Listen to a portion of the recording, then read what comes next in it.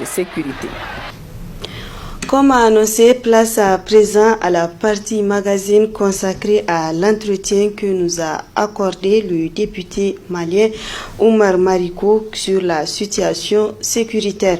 Il revient aussi sur la politique de la France en Afrique et au Sahel en particulier. Très bonne réception. La situation sécuritaire est pareille dans les trois pays, le Mali, le Burkina et le Niger.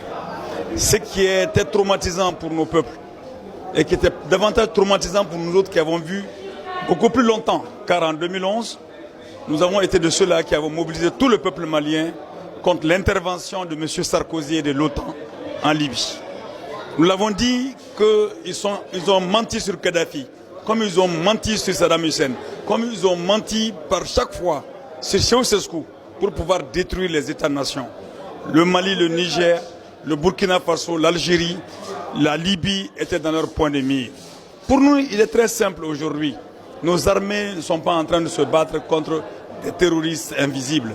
Nos armées sont en train de se battre contre, en réalité, la recolonisation de nos pays. Que les Français se le tiennent pour dit. Aujourd'hui, les questions sécuritaires dans nos différents pays passent par, premièrement, notre représentation à la tête de nos États d'hommes et de femmes valeureux qui font jouer la souveraineté et l'indépendance de nos pays tel que ce qui n'est pas le cas aujourd'hui. La deuxième chose, c'est de renvoyer toutes les troupes étrangères de nos pays et d'asseoir les bases d'un véritable dialogue politique entre les forces politiques et les forces sociales et d'affronter aujourd'hui ce qu'ils appellent le terrorisme. Dès lors qu'on extrait de cette histoire de terrorisme la part de l'international, de la France, des autorités françaises, il va rester une seule chose, les gestions catastrophiques de nos États, sous le label de la démocratie qui n'était pas une par ceux qui nous représentent aujourd'hui. Alors donc, ce point de vue, pour nous, c'est très simple. Il s'agit pour les forces qui ont pris conscience de cela, au Mali, au Niger, au Burkina Faso, au Tchad, de se donner les mains. De se donner la main pour construire une véritable alliance politique qui doit pouvoir faire dessiner le sort, autrement le sort de nos différents pays. Alors donc nous pensons qu'en fait, ce qui se passe dans nos différents pays aujourd'hui, l'impérialisme français est derrière et avec des agents locaux qui sont représentés par nos différents pays. Ce n'est pas de langage, ce n'est pas une langue de bois. Non, ce n'est pas une langue de bois. Ce qui me désole davantage, c'est que quand Macron a appelé les chefs d'État africains pour leur demander de venir, il s'est fâché. Pourquoi Macron s'est fâché? Macron s'est fâché parce que simplement, au Niger, il y a eu des manifestations contre la politique française, la sécurité française. Il s'est fâché parce qu'au Burkina Faso, il y a eu des explosions populaires contre la politique française. Il s'est fâché parce que nous sommes sortis au Mali pour dénoncer la politique française. Il s'est fâché parce que non seulement nous sommes fâchés, nous sommes sortis pour l'indexer, pour montrer la politique française du bout des doigts comme étant responsable de la situation. Il s'est fâché parce que les agents qui le représentent à la tête de nos États ne nous ont pas suffisamment réprimés pour pouvoir donner un blanc-seing à M. Macron de pouvoir continuer à dominer les pays africains. Ce qui me désole, c'est que les dirigeants des pays africains ne répondent pas automatiquement à Pau. Et le prétexte pour Macron, c'est parce qu'il y a eu des tueries au Niger. Mais depuis quand M. Macron est sensible à la mort des soldats africains?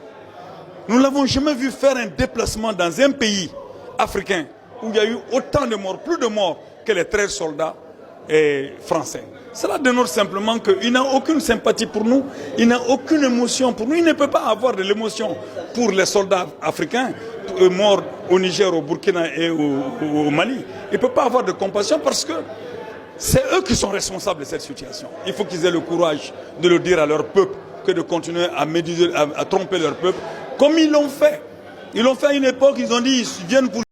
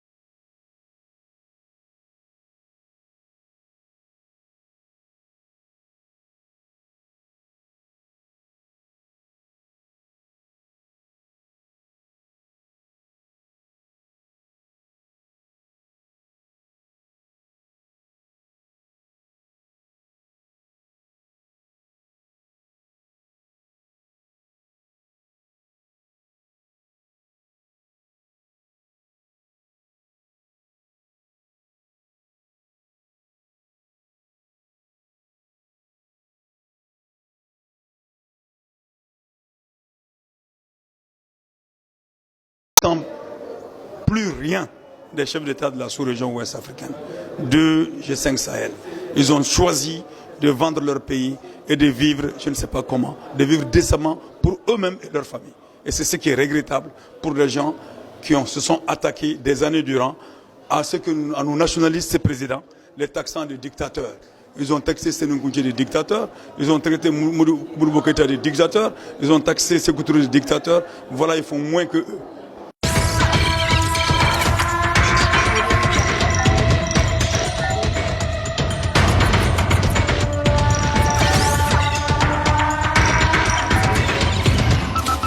Audio